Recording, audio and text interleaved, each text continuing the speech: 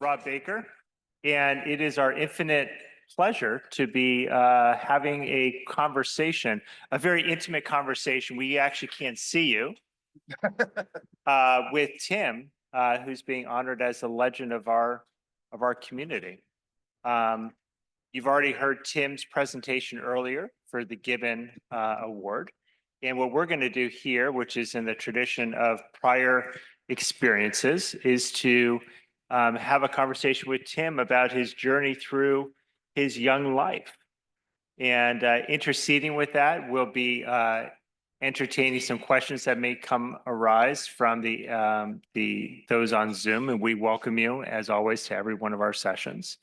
But we're going to have a journey here. We have a monitor here that I'm not sure if they can actually see. Yeah. They can't see. Okay, great, fantastic. So you'll be seeing this with us. And along the way, if Tim takes us in a direction that we weren't anticipating, we're going to ignore that and go back to our agenda because it's really about us. But for no further ado, Rob and I are going to pass along the opportunity to ask Tim some questions, and there's no time limit on this. So if we cancel all the other sessions for the day, we do that. That's actually a really poor dad joke, by the way. Yeah, Donnie, it's no surprise to the community that was your attempt at a joke. Thank you. Fantastic. I try to be as authentic as possible, and it works. So forward on to the next one. Does that sound good? You can forward on. Okay. Yep. This is going to get a little bit monotonous. He's going to ask every time whether he's allowed to move the slide forward, but we'll get there. Hey, look, when Donnie invited me to participate in this luncheon, it was a extraordinary moment because there is very, very few people in our community as worthy of having this time spent with them as the focus. And then, as we saw this morning, he was awarded the Gibbon Award as well. And I think we all recognise the enormous contribution that Timmy's made. And now we're going to get a chance to just hear some of the background stories, some of the events in his life that have brought him to where he is now. It may surprise you. You look at Tim and you look at me and you think, oh, the guys are probably about the same age. But Timmy's actually got a whole decade on me. Thanks, Rob. So he's really old. Rob, maybe we could just say one thing about how the legend is selected. So the legend in our community is selected in concert with the history committee, and then goes to the board of directors. And so that's the process that we work through. It's a committee-based decision, and in that regard, we're honoring Tim today. So Timmy, in the photo that everyone can see, or the slide everyone can see at the moment, are some pretty typical postures of Tim. In the bottom, and I'm going to get you just to comment on one or two of them, but in the top left, we see you in your typical pose that many of us have known you at meetings, always at the microphone, always inquiring. On the top right is Timmy out partying, and that was a particularly special occasion. We'll come to that one later on. On the left-hand bottom is Tim, the friend, the colleague, the person who will always talk to you. And then in the bottom right, I might just get you to just tell us quickly where you are in that bottom right photo. Yeah, I'm in the Apollo Hospital in Chennai, and we'll talk a bit about visiting India, and I have enjoyed that a lot. And at this hospital, there is a very famous Dr. Girinath, who's close to retirement now, and probably close to his 90s, but still operating. So I went to visit him in his hospital, and I said, I want to come into the operating room. He said, yeah, okay, here's my scrubs. So I'm wearing Girinath scrubs. You could just kind of see the little doctor thing on the side. And this guy was doing 3 operations in the one day and had time to take me for lunch in the middle of it. Okay, and then in the middle we see Tim the adventurer, which he alluded to. So Donnie, let's move on to Tim the child. Yes. Still is. Still is. Look, it's really interesting to see where people come from. And these are just 3 shots that Timmy shared with us. The left-hand one, Tim's preparing to give a Bible reading at one of the school meetings. In the middle, he's posing for the portrait that his mother would always be proud of. And on the right-hand side, it may look as though Tim's just approaching the college dorm to get back in. In actual fact, he's examining the new glass in that door. Would you like to just explain why there's new glass in that door? So I spent 9 years in boarding schools. And the one on the left-hand side is the prep school. The middle photo, scarily, it's like I'm looking at my grandson, actually. And the right-hand photo, the one against the glass, so that is St. Paul's Collegiate School in Hamilton, a boarding school where I went from the age of about 13 to 18 or something like that. And this is in my 6th form year, my final year. And we had fire drills, obviously, because we were sleeping in the place. And everybody had said, you know, if there's a fire drill, well, the form was you had to go out this door and meet in a certain place. At the 2 ends of this 22-bed dormitory, there were bunks, and I was in the top bunk. And I just said, you know, well, you wouldn't worry about going, you'd be out the window. So at midnight, all the alarm bells go off, and I'm half asleep and half awake, and sort of automatically, I jumped out of this window. It was lucky I didn't break something on the way down. Then fearfully realized that I was going to be in serious trouble because I'd gone out, ran around the house, still probably half asleep, charged through the door like you would, you know, entering a rugby ruck, only to find that the door was locked. And I went straight through that plate glass door. So I'm lying in the foyer and I'm looking up at the wall and there's kind of red spots up there. I wonder what it is. And then I look down at my leg and it's open to the femur. So yeah, that caused a bit of a stir. It doesn't look like you have socks or shoes on either. No, probably not. We didn't wear them in those days. But I think I'm still bandaged on the leg. Yeah. And then this next one is a quote, and Rob's going to read it out loud and perhaps get your feedback on it. Usually, when you receive a letter from the headmaster as a parent, it's something to be a bit trepidatious about. But I just wanted to share this little bit of the letter. So this is 1962. First of all, I do want you to know how thrilled I was with Tim in the opera. So this is to Tim's parents, and especially on the Wednesday night. When I saw trouble brewing up, I asked Tim at almost a second's notice to sing Hilarian's part. This is in the opera Princess Ida, about the only part he hasn't actually studied. And he accepted the job without hesitation and has again, but this time also showed himself to be one of those elite whom I call backs to the wall men. One of those who will stand by you and not give way an inch for any selfish reasons. I see this happening a few times with a few boys every year, but to me, they are the biggest thrill of my life as a headmaster. And I just think that reflects the man I know so brilliantly. So thank you, Timmy. I could stop now. Yeah, You didn't write that, did you? I said to Rob, this is background stuff. And he went, I just want to use this, but he was going to use the rest. So that was a prep school and it was famous for its Gilbert and Sullivan operas. And they were a big deal. We practiced all year for these things. And then we went into the city and had a 3 or 4 night season. And we're on about the second night and young Lester Calder got a bit of he had the other part, got some kind of throat thing going on, and his father was a GP, so he came rushing backstage and was squirting stuff down Lester's throat and said to the boss was the headmaster, not to be, nothing to do with, he was not Bruce Springsteen. And so he says to the boss, my boy's not going to sing anymore. That's it.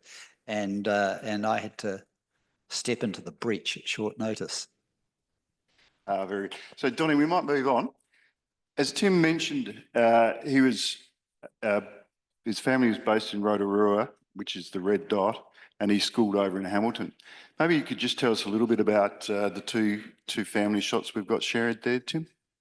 Yeah, so that's my parents at my parents' house in Rotorua. Rotorua, as I said, is people may have been there. It's a real big tourist attraction. My father moved there after the war, and in the war he had driven supply trucks across North Africa and Syria and right up to Rome.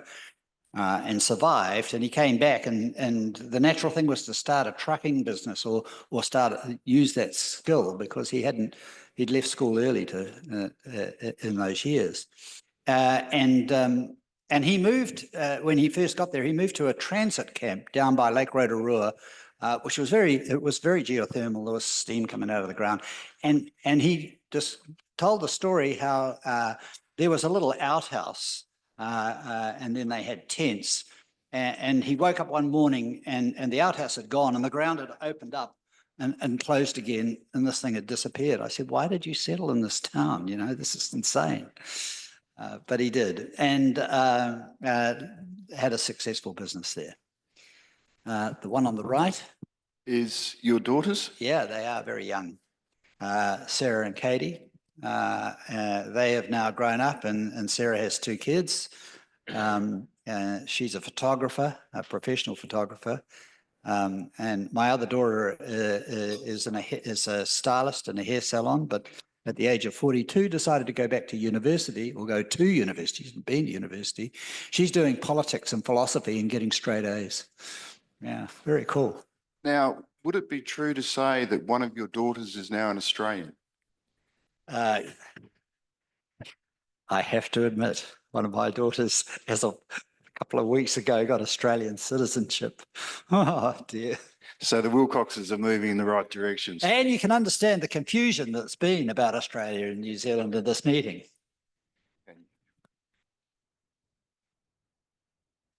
So tell us a little bit about this building here.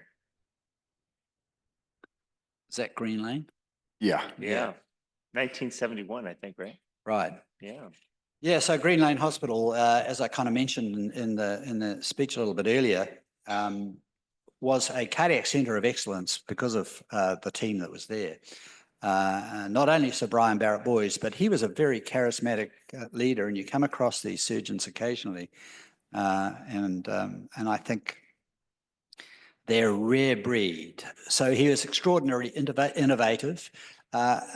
He was reputed to have invented the aortic valve homograft. Donald Ross, about the same time, they published at a very similar time. Sir Brian reputedly came up with this idea in the bath, you know, like some other famous gentleman, and created an intimate team. So it was a very small team there, and in the early stages, I guess we were doing 400 or 500 cases a year.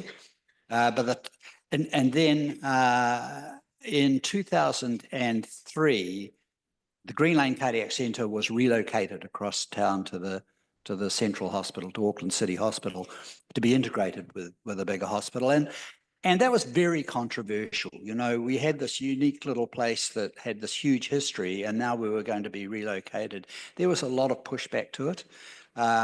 People didn't get involved with planning. If you're changing, people amongst the audience will have been involved in relocations, I'm sure, and it's a big deal. And you have to get involved in the planning really early, which we did in perfusion, and you know, the surgeons typically didn't. and so we ended up actually with really good real estate in the new hospital. We have a pump room that can house 6 heart-lung machines with all the gas supplies that are needed, and then there's ample room for all the other equipment, the ECMO equipment and stuff like that. And it was referred to as the ballroom, because when we got there, we only had 3 heart-lung machines. The paediatric team had moved down to the Starship Hospital, co-located, but we were future planning. And they would try and as they expanded, they'd come and say, well, you know, we need space for another operating room. We said, no, go away.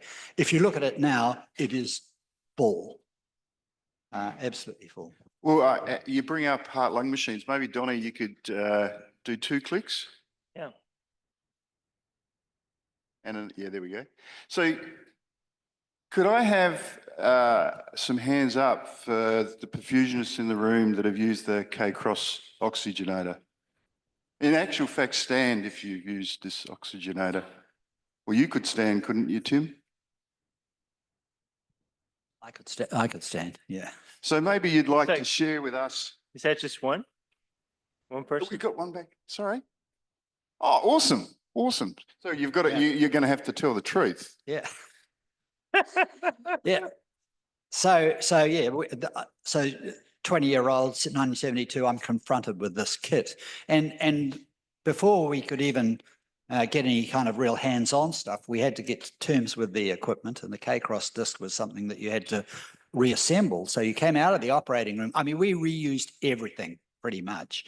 We reused the latex pump boots, the cannulas, of course. We actually even reused intra-aortic balloons at a later date. So the K-Cross disc they came in different sizes. So the adult size was pretty big. It was this long. It had 144 stainless steel discs with a washer in between each disc, encased with those steel end plates that you can see. So at the end of the case, you had to take this apart and scrub 144 discs, and then coat them with petroleum spirit, clean them off with petroleum spirit, thread them back onto the axle as it is in the beginning with a spacer washer in between. And then you get 3/4 of the way up, missed the spacer washer, have to go back. And then you had to coat the glass cylinder with antifoam. And it was a sophisticated technique. You got a jar of Dow Corning antifoam A, and you poured, I don't know, half a cup into a jug and another couple of cups of petroleum spirit, stirred that up, took the glass, poured the antifoam down the inside of the glass and rolled it down a long bench, and then held it up as a coated yes, and you were away. It's astonishing, really. You know, I mean, these patients came through, but it was pretty scary. And that heart-lung machine, Tim, that looks as though it's got most of the common safety devices that I'm used to using. Yeah, absolutely nothing. So that was a PEMCO heart-lung machine, and the venous reservoir was a cylinder about the size of 2 Coke bottles stacked up. And it had a propensity to overflow, as you can imagine. You had to raise and lower this on a pole to control, as opposed to a clamp, to control the venous drainage. And then that blood was pumped with a venous pump into the end of the K-Cross disc. So you obviously had an arterial pump, 2 sucker pumps, and then I think at the end you can see 2 little pumps for cardioplegia. And the controls, I don't know how well you can see them on that, were really small wheels with a thumb wheel. So it was crazy. You know, you had to wind up the venous, wind down, cut flows. Your hands had to be everywhere. Right. Well, during that time, you've shared with us a couple of the outstanding people that you worked with, but there was a perfusionist who was particularly significant during that era. Would you like to share some stories about Sid Yarrow? Yeah, so that's Sid Yarrow up in the top right. And he was the first perfusionist in New Zealand. We started, the first cardiopulmonary bypass was in September 1958. And, you know, we were a long way from the centres that produced equipment and things like that. So in the lead up to this, everything was made there, Sid, and adapted. And so they had a Sigma motor pump. Sid built a DeWalt bubble oxygenator himself, and they used this in the lab. And they used this on sheep, and they didn't have a lot of success in those early trials, and they hadn't appreciated lactatemia for bypass. But so Brian said, eventually, if we can get 6 sheep models through successfully, we're going to move to an adult. And that's what they did. So they got a Melrose heart lung machine out from the UK. And I think there was one in Adelaide too, Rob, which needed a lot of adaptation. And it was even more rudimentary than the PEMCO pump. So Sid was a really innovative guy. And he obviously was leading the perfusion team and taught me perfusion in those early days. He built the first pacemaker in New Zealand, and there's a photo. It's a pity I didn't have it actually. There's a photo of this pacemaker.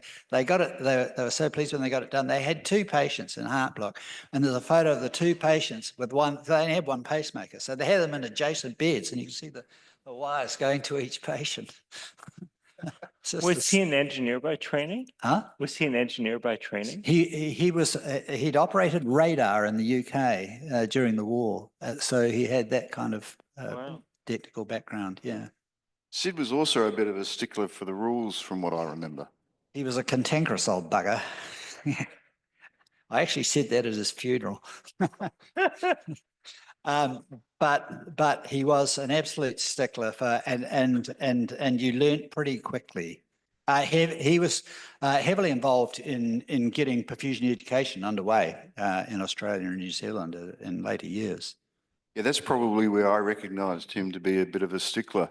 I got my application in for the course a day late and I was refused entry. Only right.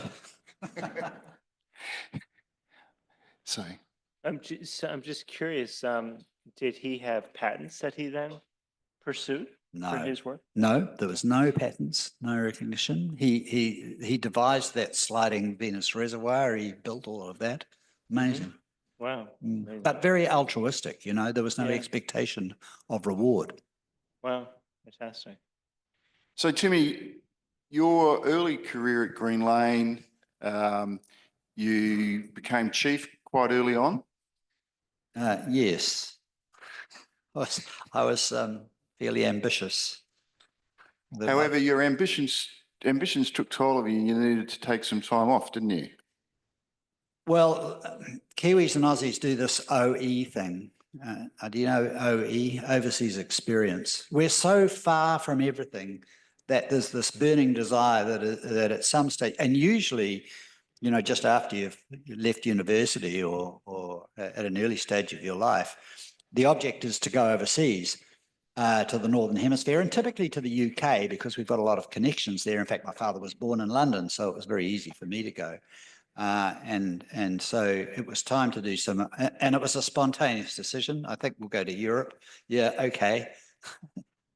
So I understand that you went in a combi van and you drove around quite a bit of Europe. And at some stages you went camping. Could you tell us about your camping experience here? So that was in just around Easter time. You had to get work, and so the easiest thing was to work in a pub in the UK, and I worked in a pub in Harlow called just recall its name, it'll come to me, for probably sort of over winter, and you lived in, so you worked 6.5 days a week, serving the punters in the bar, and then on the other half day of the week you went around to other pubs, and then you carried on. And then as soon as the weather in London and the UK is horrible, and so as soon as the vestige of good weather came, it was time to go around Europe and grab a combi. So we travelled extensively, but here we got to Paris pretty early on, and there were 3 of us with combi vans, and we parked for 4 days. We lived for 4 days under the Eiffel Tower. Now, I don't think you get away with that now. I think I see parking spots. Yeah, Did I miss that? we were actually, we'd parked there, but we moved literally under the Eiffel Tower. We had our 3 combis lined up. And it was really convenient because there was an ablution block, you know, for the tourists. So it was really, really handy for us. And we could cook on the concrete. It was fine until the gendarmes came along and said, look, you know, it's probably not a great idea to be here. Can you go down to the other end of the Camp de Champ de Mars, which is just outside my beat? You'll be fine down there. So basically they just wanted to move you out of their way. Exactly. Good. So you came back from your touring, came back to Green Lane, not as head, not as chief for a No. while. 2 years? Oh, no, 2 I see. Oh, of course, 2 I see. Yeah, And then you got back into the chief role. yeah. Maybe could share with us, you introduced a heck of a lot of new procedures, and maybe just share with us some of the experiences of introducing some of these new procedures and technologies. And Well- it would be helpful also to understand how you learned about how to advance these.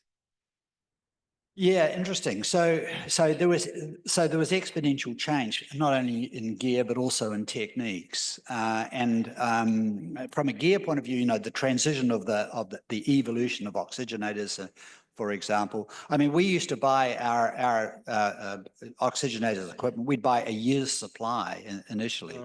And a container load would arrive, and then we'd store it in the hospital. And I think, in answer to your question, Donnie, the industry came and said, well, we've got, new stuff. Do you want to try it? And we were a little behind what you would have been here in North America in terms of the adoption of the various changes to bubblers and membranes, because we didn't change to bubble oxygenators till 74, 75, and membranes well into the 80s. But in terms of surgical techniques and things, obviously, ECMO and transplant were a big deal, and to be part of getting that underway was pretty exciting. Oh, sorry. So who's this chap and what's happening? So that's me with that's me with Roger Hall, isn't it? Yeah. So this was the first ECMO. That's Dr. Roger Hall, who's an intensivist anaesthetist, and he actually went back to Papworth after he left Green Lane. We didn't have any idea that we'd be doing ECMO. It was going on. We were kind of interested in what was happening in Melbourne with the kids. So there was general interest in it, and we hadn't actually formulated any idea that we'd actually get into until one weekend. A young boy's coming back from a school trip, and they'd been in an offshore island, and they came back, and he was skylarking around on the roof of some car park building on an overlight roof and fell through, landed on a car, and ended up with a lung injury that was refractory to conventional medical treatment. Now, his father was a forensic pathologist who had been a cardiac registrar actually in previous years. His wife, Roger Hall, the anaesthetist's wife, was also a forensic pathologist. So Tim Kohlmeier said to Roger, can you do something about my kid? He's not going to survive. So Roger came to me and said, we've got to put this boy on ECMO. Well, we haven't done that before. We don't have any kit. And he said, well, can you put something together? And we went, okay, we'll give it a go. So this is Good Friday. Everybody's leaving the hospital, and here's this, completely unplanned. And we got a Maxima oxygenator, I think, and we just cut some tubing and rigged it up to a centrifugal pump. And he survived. And that was the beginning of the program. It was... Because you're in a sort of a unique situation, as you sort of mentioned, you're fairly isolated in New Zealand. So that's meant that you've had to do a lot of development of, different procedures and things. And I think you were very early involved in having to retrieve ECMO patients.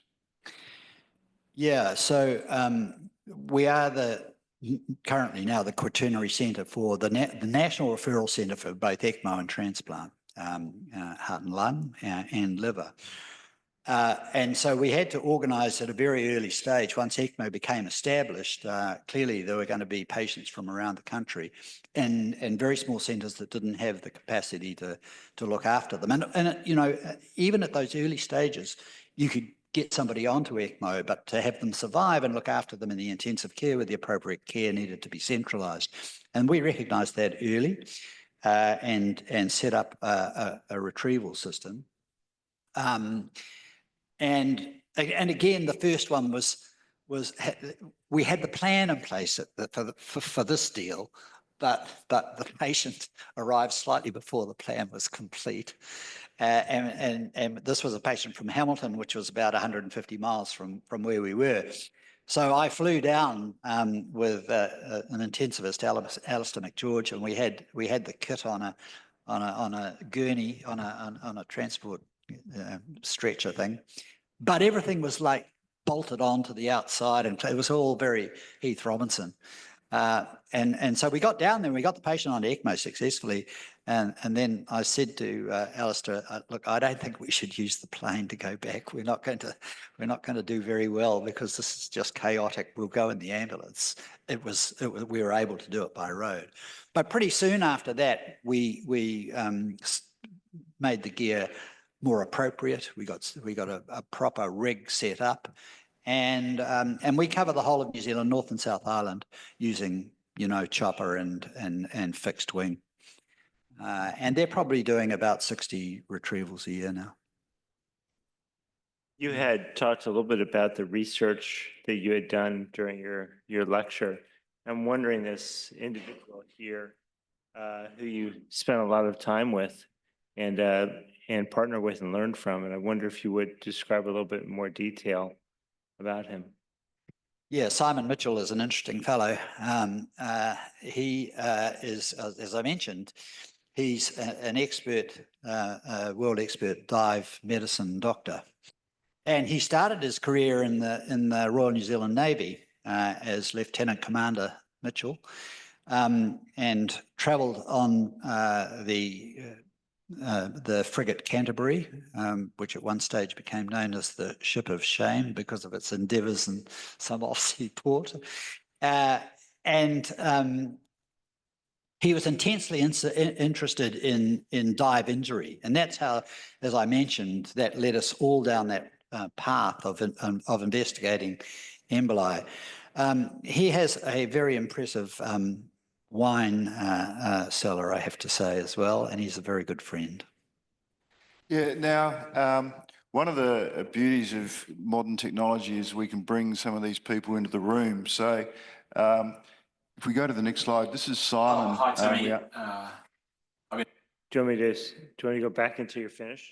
Oh, that's fine. Okay. Hi, Timmy. I've been asked to give a 1 minute appraisal of your stellar career. Look, there's really only one way to describe it, actually, and it's the flavour of the award. You are a legend of perfusion. There's no doubt about it. To go from a hospital orderly to a global thought leader in an exacting clinical discipline is an extraordinary achievement, and you deserve all the recognition you're getting. I reflect on the 25 years that I've been working with you, and there's no doubt in my mind that my own research and academic career would not be where it is now without the amazing skills and help that you've brought. So look, have a fabulous meeting. You thoroughly deserve this award, and I wholeheartedly applaud the committee that has given it to you. Totally deserved. So Simon and Tim obviously have had a long working relationship. Simon's now the Professor of Anaesthesiology, is that correct? Yes, at the University of Auckland. But their collaborative work and ongoing work, it's just been extraordinary. But that, Simon, in fact, you could say in one way led to the consensus statement and the formation of the ICEBP, because was that not one of the reasons you were in Key West? Absolutely. It was Simon found out about the Key West meeting, fitted perfectly where that fitted with our research, and it was going to be an outstanding place for us to go and learn stuff to continue, as many of you guys have done at Key West. So you spoke a little bit about the gentleman, John Merkin and David Stump, in your given lecture. Can you go a little bit more in detail about their backgrounds and how they had a very unique interaction, kind of like the Muppets, the two people up in the attic. And I wonder if you would kind of describe a little bit about how they work together. Yeah, well, it was an interesting dynamic. We became good friends, obviously, over those years with David and John. And sadly, David's died. Yeah. They were quite competitive and quite what's the word? They were very precious about their own preserves. So they alternatively sort of ran the meeting from an administrative point of view. So for some years it'd be run by David, and then it would be run by John. And there was a degree of competition about this, and I have a feeling it revolved a little bit around money, and it actually led to quite a bit of tension at times, even though they were just fantastic people. And the tension, as the years went by, the tension in this meeting kind of grew a bit. And I won't go any further into that, but when Rob and I we were looking at Perfusion Down Under and setting up a meeting, that we took a lot of elements of the Key West meeting into PDU. I said to Rob, we need a third person as part of the organising committee, because we need a balance between the two of us, because John and David didn't have that balance. And I think that was a slight flaw in the plan. Yeah, yeah. But, you know, fantastic guys. David, you know, he was pretty controversial views on things. And he loved his guns. Simon went to visit him and he said it was like walking into an armory. But he had a heart of gold. And look, I'll tell you this little story. I think we've got time. My wife's cousin was a young teacher, or is a young teacher, and she was working in the outback of Australia in Renmark, which is somewhere away from Adelaide. And she got really sick, and no one could diagnose what the problem was. And it was some kind of neurological problem, and she was having trouble speaking and teaching. And she was going into Flinders and they couldn't figure it out. And so I rang David, who's a neuropsychologist, and said, David, these are the symptoms. I don't know what you think. And he said, oh, yeah, that's fine. I'll give it some thought. Well, within a couple of days, he had contacted this person's general practitioner and eventually diagnosed, I think, Lyme disease and some tick bite or something, just, you know, remotely from South Carolina. Someone he didn't know. Unbelievable. Yeah. Yeah. And then there's this 98 outcomes pamphlet. You talk a little bit about the role that had as an output of the academic output of the meeting. In what respect? In the publications that came out of the meeting. Yeah, so they published pretty much everything that was their goal. All of the presentations that were made would get into the press.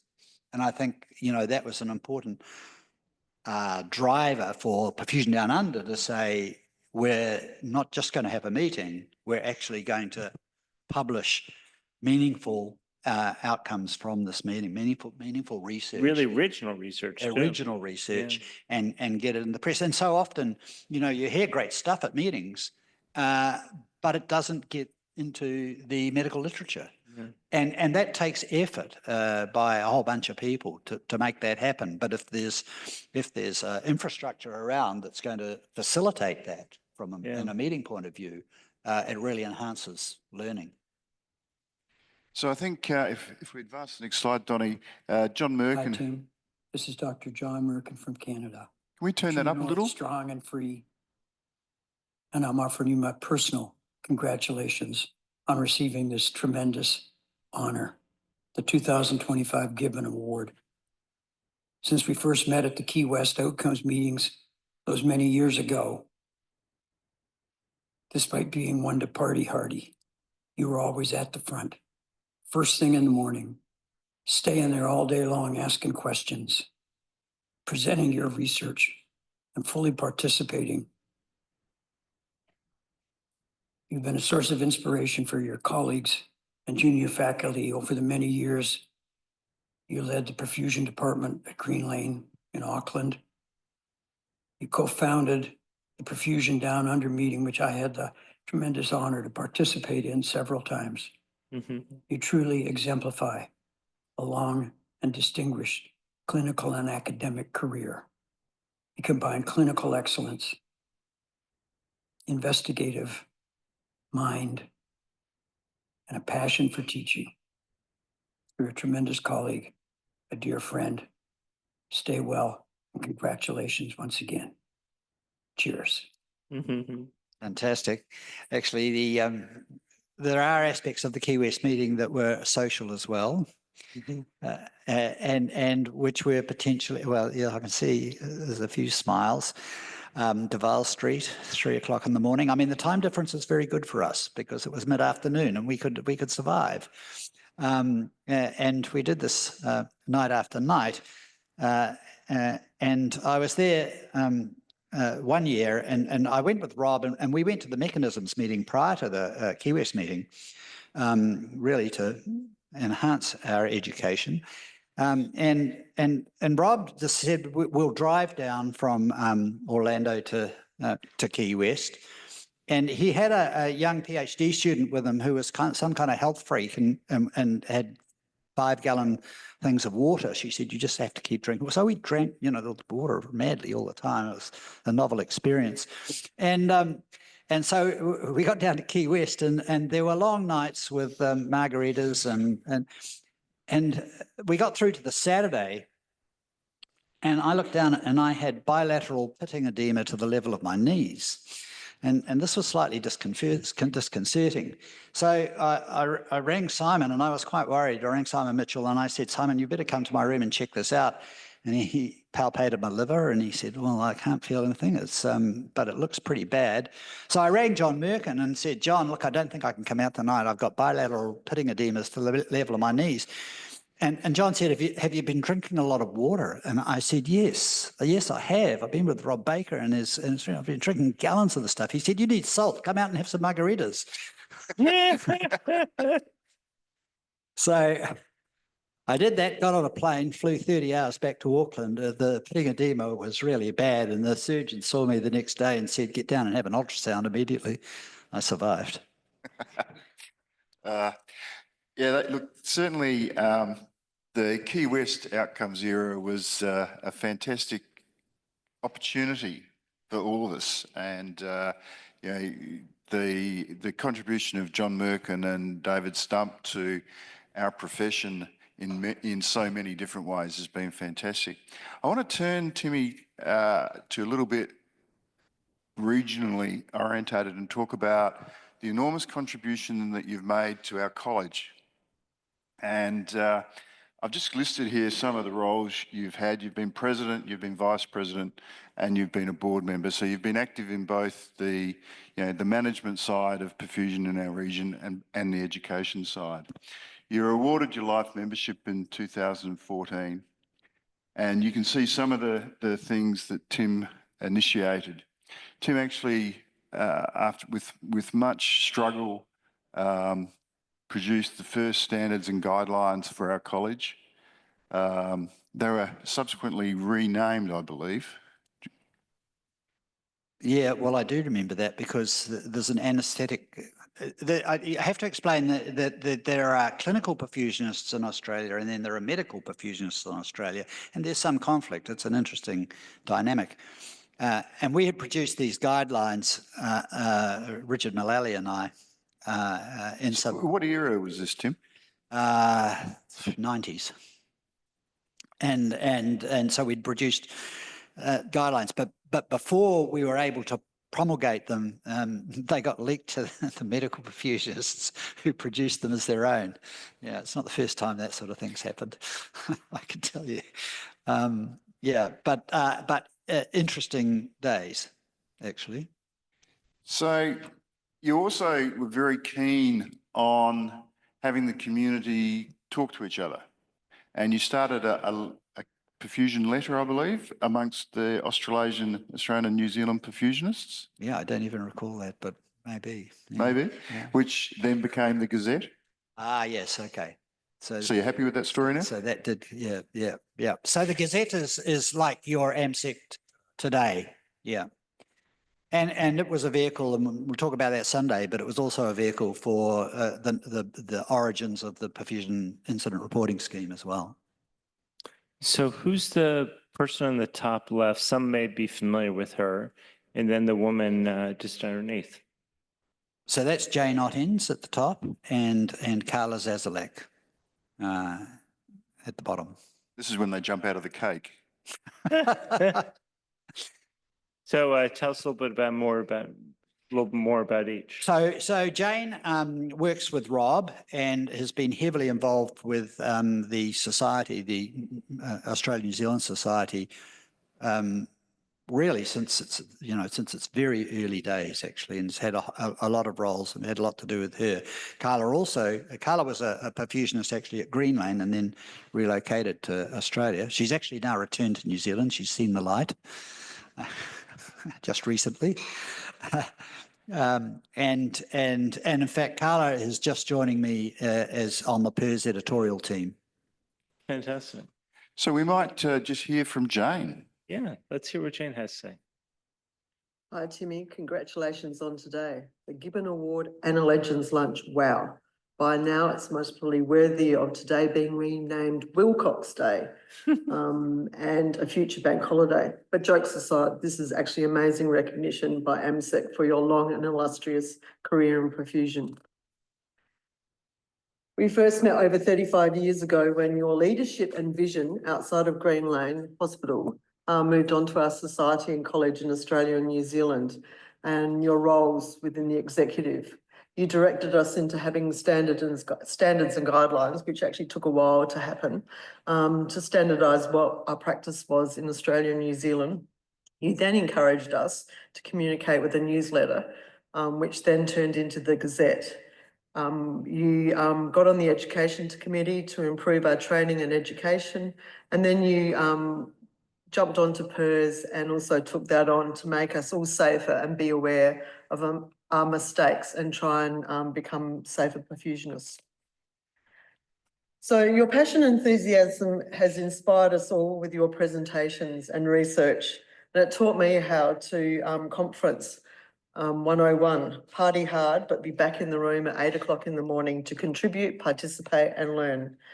Your lifelong quest and massive input into the quest for registration for Australia and New Zealand, and the decades of work are actually most probably about to come to fruition with New Zealand getting registration. So that in itself is an amazing achievement, and you're one of the main drivers in New Zealand getting that registration. So Timmy, to me, you've been a role model, a mentor, a colleague, and a long-time friend. Congratulations once again, and wish you a well-earned retirement. Lots of new adventures ahead, and hopefully with still a few more Mick Jagger moves still to come. Cheers and congratulations. So Jane certainly is a frequent attendee of our meetings and actively engaged and a good friend to many of us. And I think it's refreshing that you can have a glass of red wine in your office at work. Looks like we have another video if we wouldn't. Is it okay to share it right now, Rob?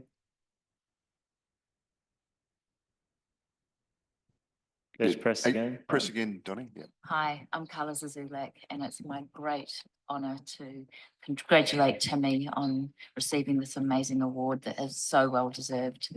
Timmy has been my mentor and mentor to many over the years. When I first met him and asked him the question, how do you do perfusion? His response was with care, flair and expertise, and that really sums it up. Timmy has had a huge impact on perfusion down under as well as around the world. He's the current editor of the Perfusion Improvement Reporting System, PERS2, and he's also instrumental in getting us closer to registration here in New Zealand, which is a huge, huge accomplishment. And I wish him all the best and wish I could be there. Thank you, Timmy. Congratulations. Oh, that's just wonderful. So that was care, flair and expertise. It's like a motto my father had for his furniture removal business was safety, economy, and responsibility. Fantastic. I mean, we could take that as a new motto for a future society. Hey, Were you going to talk about the registration thing that she brought up? Or is that later? no, that's a good point. You guys have all been through, or many of the states have gone through licensure, and you've had your champions. Tim has been the champion of registration in our region. Could you maybe give us a little? So we're talking statutory regulation of perfusionists. And my understanding that is there's about 17 states in the US that have statutory regulation. Is that right, licensure, or is it more? Huh? Yeah. And so that's interesting. So, that's not a majority. And Australia doesn't have statutory regulation. The UK doesn't have statutory regulation. We're the only professional group in the cardiac operating room that doesn't have statutory regulation. So in 2003, Len Cooper and I went down. New Zealand has an act of parliament called the Health Practitioners Competency Act, and that governs regulation of society. So we went down and presented to a subcommittee on this act in 2003. So that's how long it's been going. And they revised the act, so we showed a video to the politicians, and they went, "Oh, hell yes, you guys have to be, this is astonishing, you have to be regulated." And then it all just went, dead. And so you were up against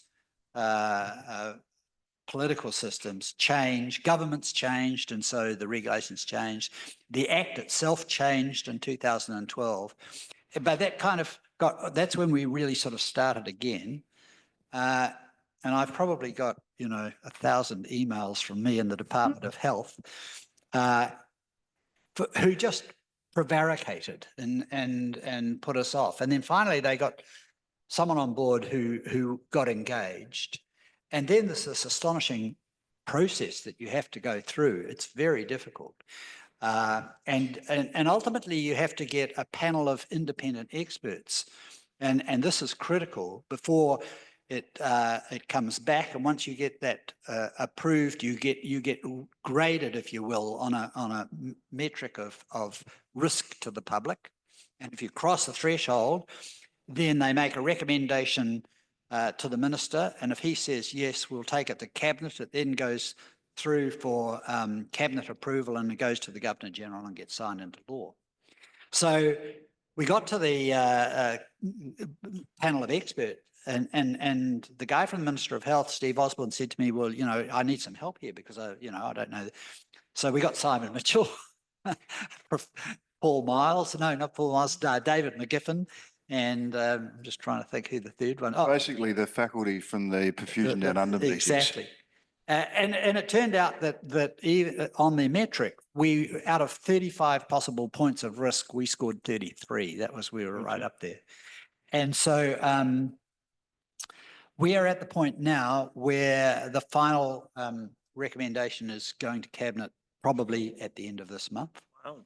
And they have appointed a regulatory authority, the Medical Sciences Council, to be the regulating authority. And it's going to cost a lot of money to do. And we have been underwritten by the Australasian College, by the Australian New Zealand College, which is astonishing because there are only 30 perfusionists in New Zealand, so we couldn't possibly afford, $350,000 or whatever it is just to get the thing off the ground. We just consider it a down payment on the extra islands we're going to get. Now, one of the extraordinary things that we've heard about Tim's career is his leadership in education and in helping people. Do you want to just tell us quickly to me about what this group is? And then whilst you're talking, I'm going to flick on to the next slide. So that's Professor Harvey White, who's a cardiologist, who's internationally renowned actually for his work. Dr. Parmanand is a cardiac surgeon. And together with these guys, we formed a trust so that we could take raise enough money to take a heart mission into Samoa. Now, heart surgery had been done in Samoa, but not cardiopulmonary bypass without a heart-lung machine. And so after, it took us a couple of years. What date is that? It's 2007. So so that was the year we went in. We'd been pre-planning for a while before that. And we went in with, 40 tons of equipment and a whole team eventually, and completed probably about 20 cases in the Samoa hospital, which was very rudimentary. And I mean, a number of you will have obviously been involved in missions to third world type situations. We had diesel generators, little ones, with cords running down the corridor, which we had permanently plugged in because the power was going on and off. That was the kind of condition we were working in. But it was very rewarding. And we did 2 tours. Do you want to, is that one up? Yeah. Yeah. So there's Alexandra down in the bottom right corner. She was a girl that had mitral valve disease. It was all rheumatic heart disease there, and that's what we were doing. Rheumatic heart disease is rife in Samoa, and actually it's really high in New Zealand as well, because we have a big Polynesian population. Auckland has a huge Polynesian population, and also in the Maori community too. There's a lot of rheumatic heart disease. So we did 2 successive years there, and it's an altruistic thing going and doing missions, but there are traps to be avoided.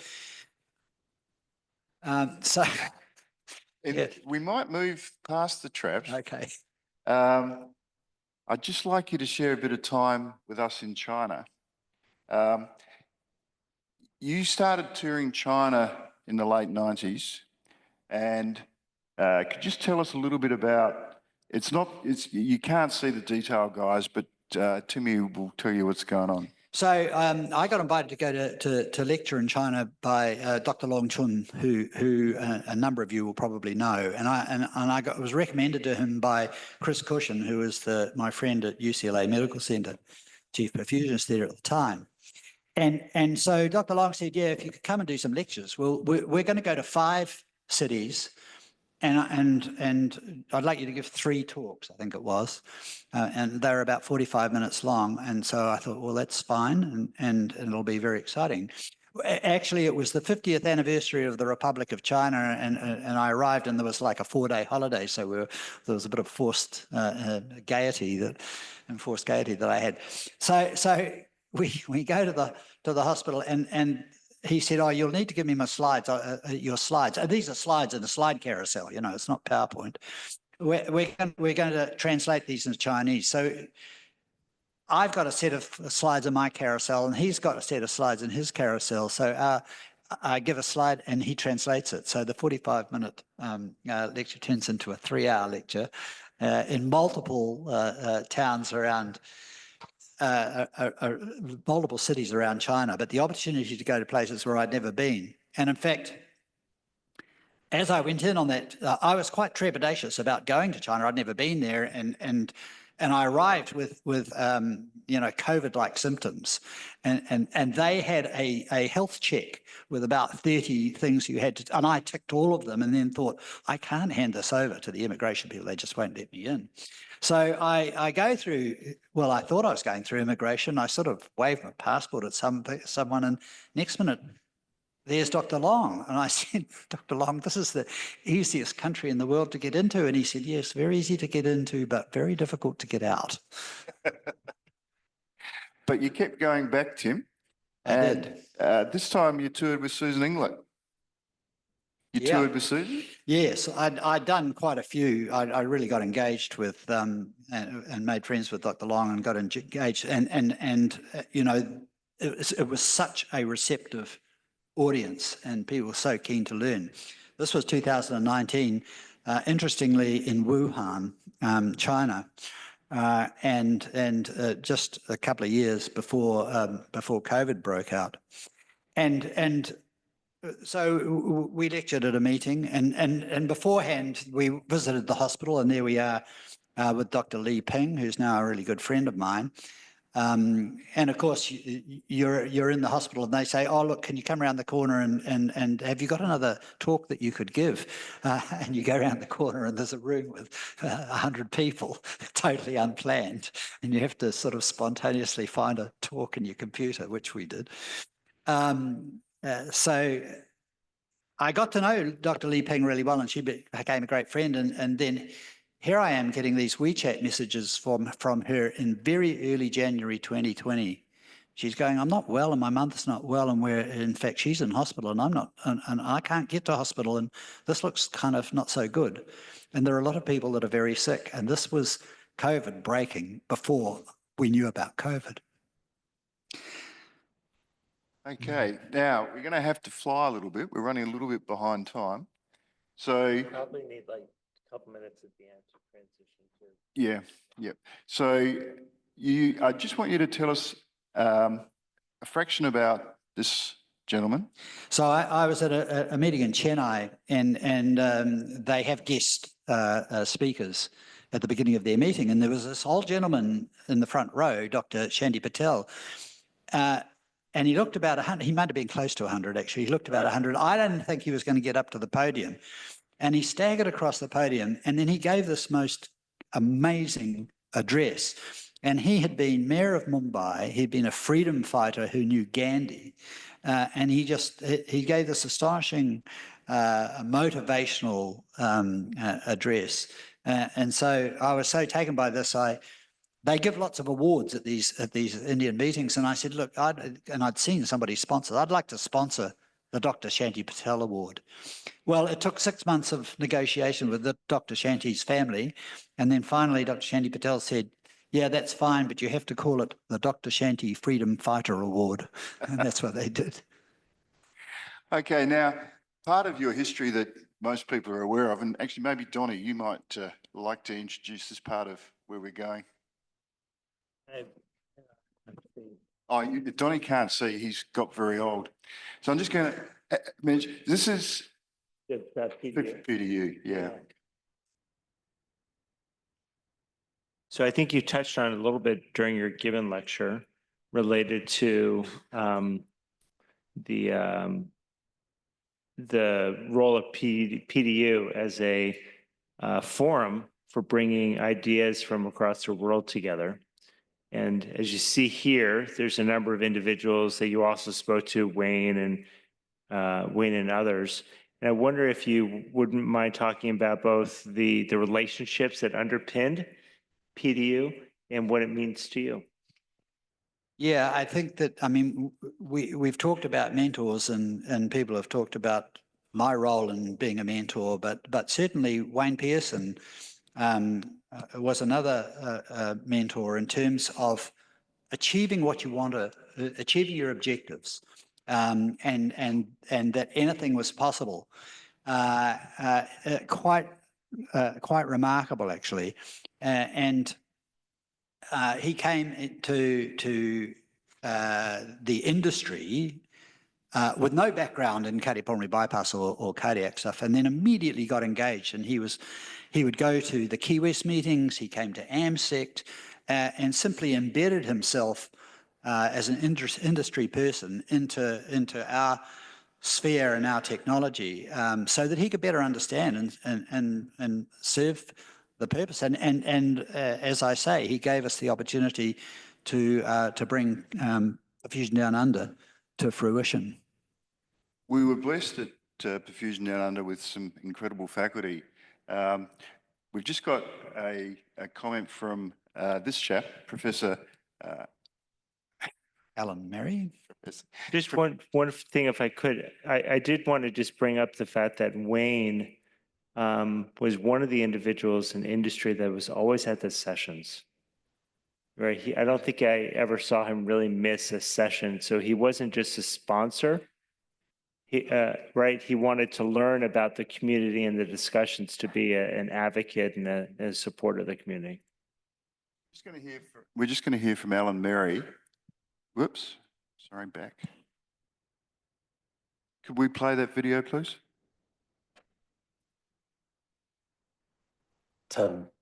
my heartiest congratulations on receiving the Gibbon Award for 2025. You certainly are worthy of this and the many other prestigious awards you've received.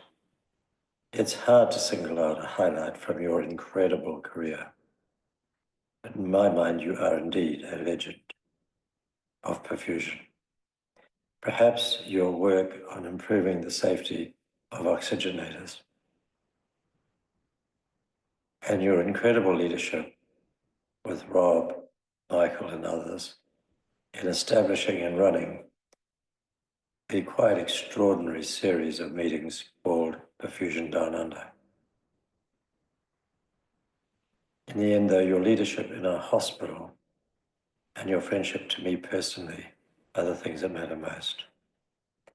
Enjoy this luncheon, Tim, and hope to see you soon. Yeah, I think that really reflects. We're just going to skip a couple of other testimonials that we had.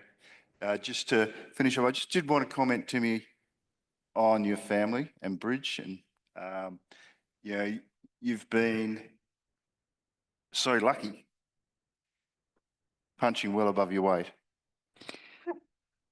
So there's a slight connection between my wife and I and the Perfusion Down Under meeting in that we eloped. Well, actually, what happened was there was a planning meeting in 2004, the year before PDU got underway, and it's in Queenstown in the South Island where it snows from time to time, a beautiful part of the country. And we were all leaving after the planning meeting, and the Aussies got on the plane, and then the snow came in, and Bridge and I got snowed in. And so, you know, we had a couple of days to kill. We didn't know what to do. So we went across to a little town called Arrowtown, very romantic in the snow. And we're outside a little pub there. And spontaneously, I dropped to my knee and say to Bridge, will you marry me? Totally out of... And I have to say, I had a bit of a cold at the time, and I had some sort of cough medicine that was bright red that fell out and broke in the snow, and it looked like I was bleeding out. And she's saying, I'll think about it. However, she was a lawyer, and so she got highly organised and said, yeah, okay. And within 24 hours, she had booked all the venues for a year hence, and we eloped and got married the day before the first PDU meeting. Just for the interest, whoops, back one. Timmy, we're going to finish with this. Would you tell it to us in Maori and translate for us? Yeah, I need to get a bit closer. So this is a Maori proverb, and thank you.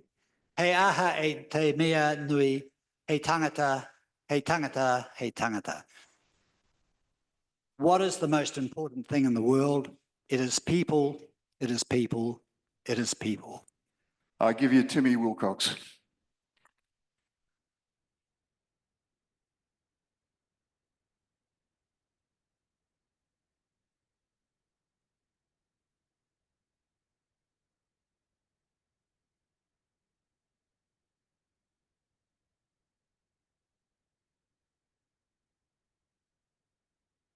You guys really know how to do it. Thank you so much.